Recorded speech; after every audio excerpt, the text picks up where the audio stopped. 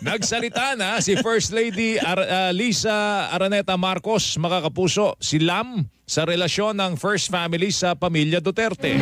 Sa isang panayam kasama po ang broadcaster at vlogger na si Anthony Taberna, sinabi po ng unang ginang na siya'y nasaktan sa pahayag ng dating Pangulong Rodrigo Duterte sa Davao City noong January 28 laban po kay Pangulong Bongbong Marcos.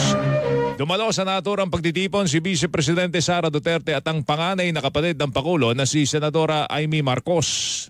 For me, nasaktan ako because my husband will do everything to protect you. You ran together, di ba? Sama-sama tayo babangon muli. Pupunta ka sa rally, tatawagan yung presidente mong bangag. Di ba, you're going to laugh? Tama ba yan? Even Lenny never did that.